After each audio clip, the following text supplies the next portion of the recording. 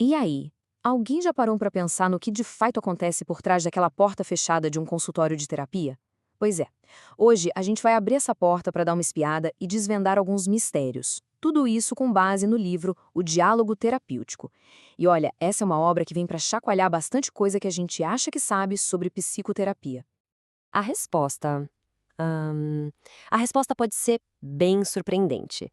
Pode esquecer aquela imagem de uma simples consulta médica ou daquele clichê do divã. O papo aqui é muito mais profundo, é um diálogo complexo e, o mais interessante de tudo, ele é influenciado por forças que são quase invisíveis, que acabam moldando cada sessão. E hoje a gente vai descobrir que forças são essas. Então, para a gente começar a desembolar esse novelo, o primeiro passo é o fundamental, né? A gente precisa conhecer as pessoas que buscam a terapia. Afinal de contas, quem são elas e o que leva alguém a dar um passo tão pessoal assim? Olha, nem de longe dá para dizer que existe um tipo de pessoa que faz terapia. Na verdade, é um reflexo da própria diversidade da vida. Imagina só o cenário. De um lado, pode ter alguém no meio de uma baita crise existencial, questionando tudo. Do outro, uma pessoa que talvez nem quisesse estar ali, sabe? Foi encaminhada por alguma instituição. E claro, ainda tem quem busca a terapia simplesmente para se conhecer melhor, para desvendar as próprias camadas. Cada história é uma peça única nesse imenso quebra-cabeça que é ser gente. E aqui o livro traz um ponto bem interessante que envolve gênero. Existe uma certa tendência. Homens muitas vezes procuram terapia para resolver problemas bem específicos, quase como se estivessem buscando uma solução para um desafio externo, tipo trabalho. Já as mulheres, com mais frequência, chegam com questões mais emocionais ou de relacionamento. Claro, isso não é uma regra de ferro, mas é um padrão que faz a gente pensar, né? Sobre como a sociedade nos ensina a lidar com as nossas vulnerabilidades. Mas a análise vai mais fundo. E esse ponto aqui é crucial. Fatores como etnia, classe social, a cultura de onde a pessoa vem, isso não é só um detalhe na ficha de cadastro. Tem um impacto gigantesco. Define desde quem consegue de fato chegar até a terapia, até a dinâmica que se cria dentro daquela sala. É um lembrete bem forte de que ninguém existe num vácuo, né? A gente carrega o nosso mundo com a gente. Beleza, a gente já entendeu um pouquinho sobre quem procura terapia. Agora vamos mudar o foco e olhar para o como ela funciona. Qual é o modelo, a estrutura por trás da psicoterapia que a gente conhece? E a pergunta que não quer calar: será que essa é a única maneira de enxergar a coisa toda?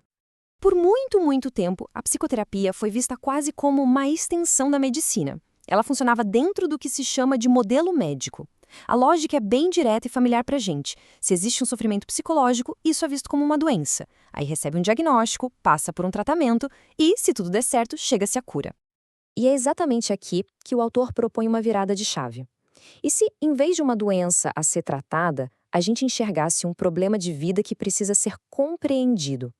A principal ferramenta, nesse caso, não seria um procedimento, mas sim o diálogo, a conversa. Isso é uma mudança radical de perspectiva. Tira o foco da cura e bota na compreensão. O objetivo não é mais só eliminar um sintoma, mas sim ajudar a pessoa a encontrar sentido e a navegar pelas dificuldades. Essa citação do psiquiatra Thomas Szasz, que está lá no prefácio do livro, resume essa nova visão de um jeito perfeito. O objetivo não é curar uma doença, mas dar ferramentas para a pessoa lidar melhor com os desafios que a vida joga na nossa frente. É sobre empoderamento, sabe? Não sobre botar um rótulo de doente. É uma mudança de paradigma que devolve o poder para a mão da própria pessoa. Ok. Se a terapia não é só um procedimento médico, o que mais está em jogo naquele encontro? Quais são as tais regras ocultas que governam a conversa? Se prepare, porque a resposta pode não ser bem o que se espera. O livro aponta para uma regra que está ali, operando quietinha nos bastidores, mas que a gente conhece muito bem da nossa vida econômica. Tempo é dinheiro.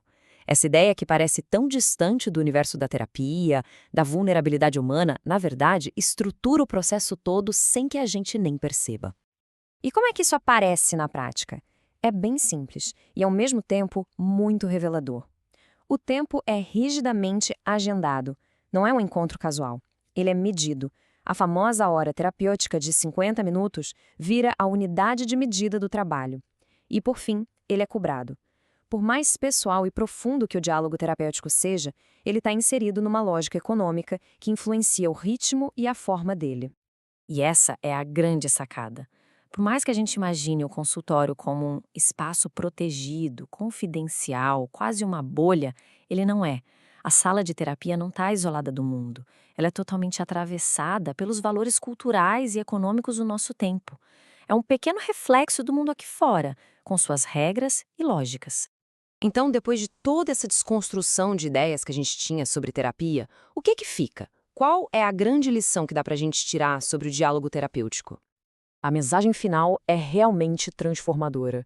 A psicoterapia deixa de ser vista só como um tratamento para uma doença e se revela como o que talvez ela sempre tenha sido, uma conversa profundamente humana que é, por sua vez, moldada por todas as complexidades do nosso mundo social, cultural e econômico. E essa ideia toda nos deixa com uma reflexão final que é muito poderosa. Se o bem-estar, a tal cura, pode vir de um diálogo e não de uma receita de bolo, isso muda completamente o jogo. Nos leva a perguntar, para além do consultório, que conversas realmente importam, que diálogos a gente precisa ter com a gente mesmo e com os outros para conseguir não só sobreviver, mas florescer em meio aos desafios da vida.